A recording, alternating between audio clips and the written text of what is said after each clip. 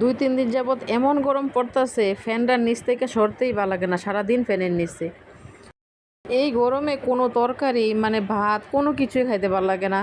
তো শৈল মাছ আসছিল বাসা, তো ভাবলাম আজকে কি রান্না করবো। তো শৈল মাছটি একটু পাতলা পাতলা করে কেটে রাখছিলাম আমি, শৈল মাছ কাটা তারপরে ভাজা রাখছিলাম, ভাবছিলাম এটা ঝোল করবো। তো ঝোল করবো কি দিয়ে ভাবতাছি, পরে দেখলাম বাসার মধ্যে কয়েকটা বরবটি আছে আর কয়টা কইডা আছে, আমরা গ্রামের বাসাটা কইডা কই আর কি। তো ভাবলাম এই কইডা আর গিয়া ইয়ে দিয়ে বরবটি একটু ঝোল করি। তো আমি এখানে মাছ ভাজার পর যে তেলটা আসছিল এই তেলটার মধ্যে প্রথমে দিয়ে দিলাম কয়েকটা আস্তা জিরা দিয়ে তারপরে দিয়ে দিলাম বাটা মশলার মধ্যে আসছিল হইলো রসুন, পেঁয়াজ, কাঁচামরিচ, সরিষা। তো আমি একসাথে ব্লেন্ডারে ব্লেন্ড করে নিয়েছি, কারণ ফাটাতে বাটা সম্ভব না, ফাটা হয়েছে ছাদে, এখন অনেক গরম ছাদে, তো এই কারণে আর ছাদে যাই নাই। তো বাসায় ব্লেন্ডারে ব্লেন্ড করে নিলাম। তো একটু কষা নিতে আসছি ভালো করে, কষায় তারপর দিয়ে দেবো উপর থেকে একটা টমেটো। তো দিয়ে দিলাম, এনে 3টা টমেটো আসছিল, 3টা টমেটো দিয়ে দিলাম। 3টা টমেটো একটু ভালো করে ইয়ে করে নেবো, কষায় তারপরে আমি পানি দিয়ে দেবো, দিয়ে তারপরে সবজিটি দেবো আর কি। তো এখন এত গরম চুলার কাছে যাওয়াই সম্ভব না, লাকড়ি চুলা তো কখনোই না, কারণ লাকড়ি চুলা আমার ছাদের উপরে গেলে এমনিতেও মানে দম বন্ধ হয়ে যায়, এত গরম। তারপরে গ্যাসেরও এখন সরা দাম 1400-1500 টাকা গ্যাসের দাম। তো আসলে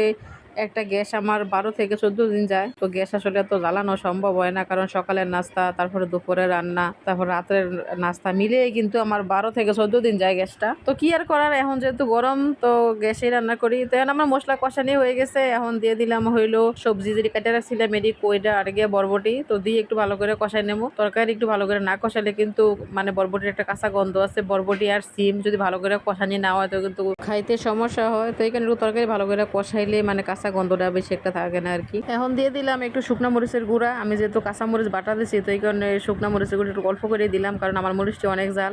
তো তরকারি একটু ঝাল না হলে আমার কাছে খাইতে ভালো লাগে না, একটু ঝাল করে আমি খাই, অনেকে আবার ঝালটা খাইতে পছন্দ করে না।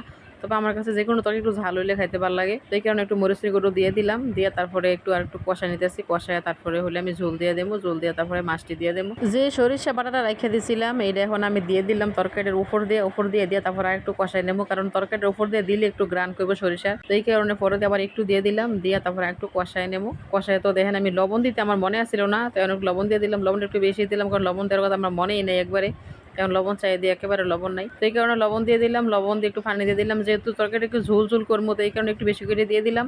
তারপরে আলুটিও তেমন একটা সিদ্ধ হয়েছে না, আলুটি ছিল দেশি আলু কিন্তু আমরা মানে দেশের আলুর মতো যে ললিতা আলুর মতো কিন্তু এত মানে গইল্লা ভর্তা হয় না, এটা একটু শক্ত হয়ে থাকে।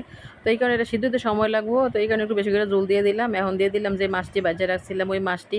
তো মাছটি একটু দেখেন, মাছটি তেমন ছোটো আসছিল না আবার তেমন বড় আসছিল না, তো আমি একটু পাতলা পাতলা করে কাটছিলাম, আমি এটা অন্যভাবে জোল করতেছিলাম আর কি। তো ভাবলাম আজকে সবজি দিয়ে জোল করি, অন্যদিন আবার অন্যভাবে জোল করে খামো। তো শোল মাছটা কিন্তু আমার এমনিতে একটু পছন্দ।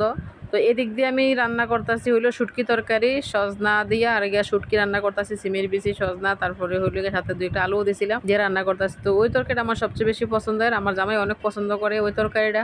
তো ওইটাও রান্না হতেছে ওই চুলা আর এটা রান্না হতেছে এই চুলায়। তো আমার তরকারিটার মধ্যে লবণটা আরেকটু কম হয়েছিল, তো এখন দিয়ে দিলাম একটু লবণ দিয়ে তারপরে মাছটি একটু মানে জোলটা নিচে করে দিতেছি। গরম ভাতের সাথে কিন্তু তরকারিটা সেই লাগছিল, আমি কিন্তু আজকে অনেকটি ভাত খাইছি, মানে 1 প্লেট খাইয়া তারপর আরেকটু নিছিলাম। পরের ভাতটি কিন্তু খাইতে অনেক কষ্ট হয়েছে, অনেক কষ্ট করে খাইছি, যেহেতু তরকারি একটু বেশি মজা হয়েছে এই কারণে। বেশি খাই আর বেশি লড়াচড়া করতে পারছি না, সাথে জায়গাতে ফ্লোরে শুয়ে কিছুক্ষণ বিশ্রাম নিলাম, নিয়ে তারপরে উঠলাম। তো আমার ভিডিওটা আপনাদের কাছে কেমন লাগলো অবশ্যই জানাবেন। আপনারা সবাই ভালো থাকবেন, আমার জন্য দোয়া করবেন। আল্লাহ হাফেজ, আসসালামু আলাইকুম।